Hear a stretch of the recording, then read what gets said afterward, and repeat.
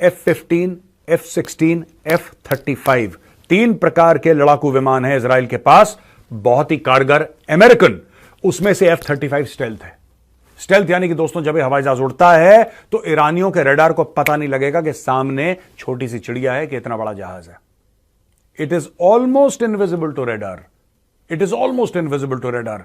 तो क्या इजराइल के पास यह सलाहियत है, क्या इजराइल के पास यह कैपेबिलिटी है कि घुस के ईरान को मारे? बिल्कुल 100%। लेकिन क्या इजराइल ऐसा करेगा दोस्तों?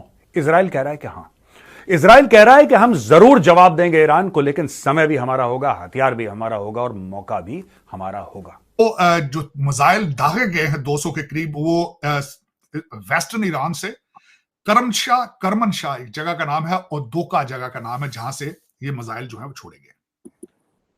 और यहां पे एक अर्ज करना चाहूंगा कि इस वक्त ना सिर्फ वहां पे ब्रिटिश ने तैयारों ने इंटरसेप्ट किए हैं ड्रोन्स, अमेरिकन तैयारों ने इंटरसेप्ट किए हैं, साथ दो मुसलमान ममालिक भी उनके साथ शामिल थे इस एक्सरसाइज में, जॉर्डन और सऊदी अरेबिया। उन्होंने भी डायरेक्ट इन्वॉल्व होके वो मिसाइल रोके हैं इजराइल की तरफ जाने की वजह से। अब उस पे जो अगली बात मैं ये कहना चाहूंगा चीमा साहब, तीन चार ममालिक हैं इस वक्त, उनके पता नहीं क्या उनको बड़ी सख्त तकलीफ हुई है ड्रोन के इनकी वजह से।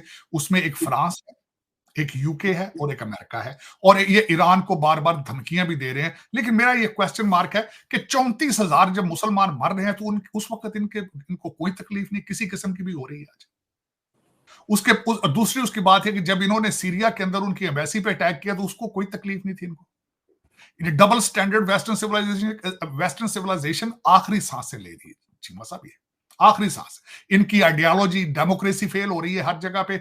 इनके सारे ओल्ड सिस्टम्स क्रिपल कर रहे हैं क्योंकि इन्होंने रिफॉर्म टाइमली नहीं किया और ये सोशलिज्म की तरफ इस वक्त भाग रहे हैं। दो चीजों के ऊपर इस वक्त सारी वेस्टर्न सिविलाइजेशन इंसार कर रही है, टैक्सेशन और सोशल प्रोग्राम्स, कि लोगों को टैक्स लगाया जाए। और टैक्स का मतलब दर हकीकत ये होता है मेरी नजरों में, to penalize your success, to penalize. अगर एक आदमी 30 साल कॉलेजों में रगड़े खा खा के $3-4 लाख का स्टडी लोन लेने के बाद अगर वो कामयाब होता है तो ये कहते हैं उसका खून भी हम निचोड़ लें और सोशल सर्विसेज पे लगा दें। आपका क्या ख्याल है जो एक इंसान, मैं खुद उसमें शामिल हूं चीमा साहब, 30 साल मुसलसल स्कूलों में जाके धक्के खाता है, कामयाब होता है, उसको ये नहीं पता होता कि मैंने टैक्स किस तरह चोरी करना है, उसने ऑफशोर कंपनीज में पैसे किस तरह रखने हैं, ये इनको नहीं पता।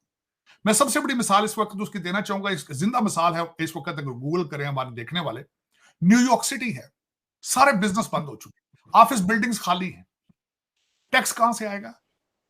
दोस्तों, ईरान और इजराइल के बीच तनाव लगातार बढ़ता जा रहा है। दोनों मुल्कों के बीच जंग के आसार लगातार बने हुए हैं।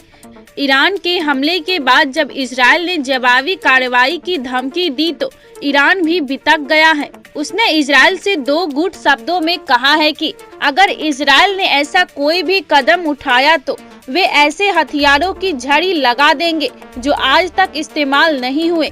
ईरान की धमकी के बाद इजराइल घबरा गया है। इजरायली सरकार ने 32 देशों को लिखे खत में ईरान की इस्लामी गार्ड कॉर्प्स को आतंकवादी संगठन घोषित करने की मांग की है। मामले की जानकारी देते हुए इजराइल के विदेश मंत्री ने कहा कि अगर ईरान को अभी नहीं रोका गया तो बहुत देर हो जाएगी।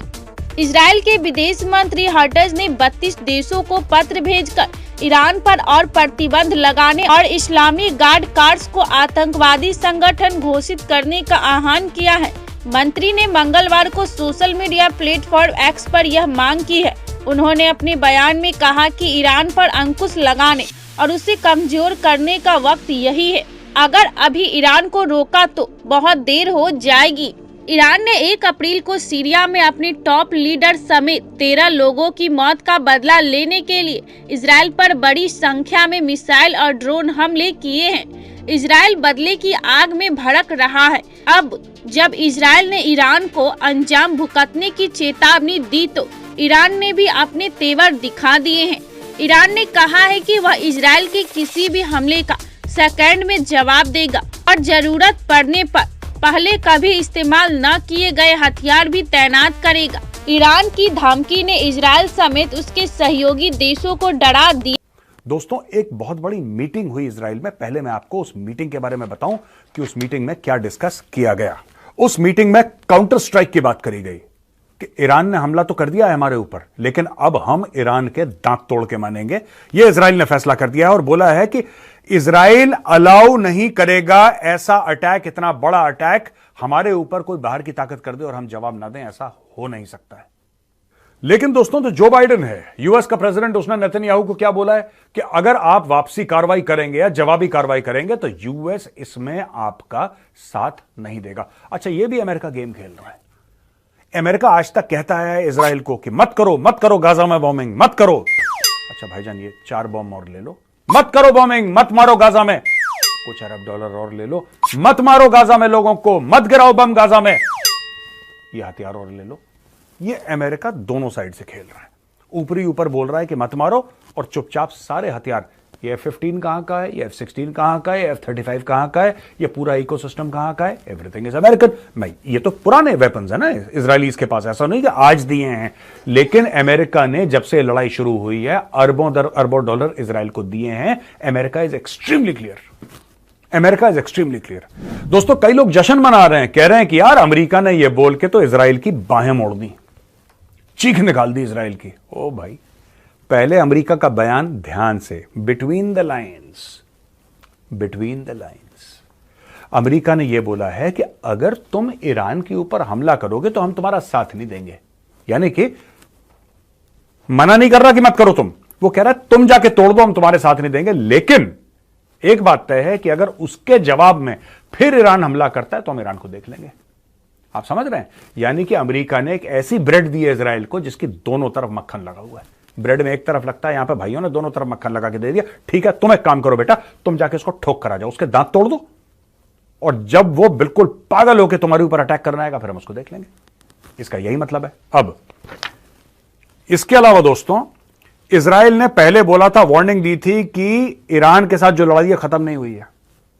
अगर ईरान को यह लगता है कि लड़ाई खत्म हो गई है, ईरान के साथ लड़ाई खत्म नहीं हुई है, और बोला है कि इसकी एक बहुत बड़ी कीमत चुकानी पड़ेगी ईरान को। यह इजराइल ने बोला है, औपचारिक बयान दिया है, बहुत बड़ी कीमत चुकानी पड़ेगी। और यहां तक यह भी बोला है कि we will build regional coalition against Iran. एक रीजनल कोएलिशन हम बिल्ड करेंगे ईरान के खिलाफ, और ईरान का हलवा बनाने का दोस्तों पूरा प्रोग्राम है। दोस्तों, दुनिया भर में होने वाले इंपॉर्टेंट इवेंट्स आप और मुझ जैसे कॉमन मैन को भी इफेक्ट करते हैं, फिर वो कोई वॉर हो क्या है। अमेरिका ने बयान देकर कहा कि मौजूदा संकट की स्थिति को देखते हुए वह अपेक्षा करता है कि इजराइल ऐसा कोई कदम नहीं उठाएगा जो दुनिया को नई जंग की तरफ झोंके। इस बीच जापानी विदेश मंत्रालय ने मंगलवार को कहा कि उसने ईरान के विदेश मंत्री से टेलीफोन पर बात की, जिसमें उसने ईरान से इजराइल पर संयम बरतने की अपील की है। जापानी सरकार ने कहा कि उसके विशेष मंत्री योको कामिकावा ने अपने ईरानी समकक्ष हुसैन अमीर अब्दुल्लाहियान से आग्रह किया कि ऐसा कोई कदम न उठाया जाए जो पश्चिमी एशिया में खतरे को बढ़ावा दे। तो मिलते हैं नेक्स्ट वीडियो में, तब तक के लिए धन्यवाद।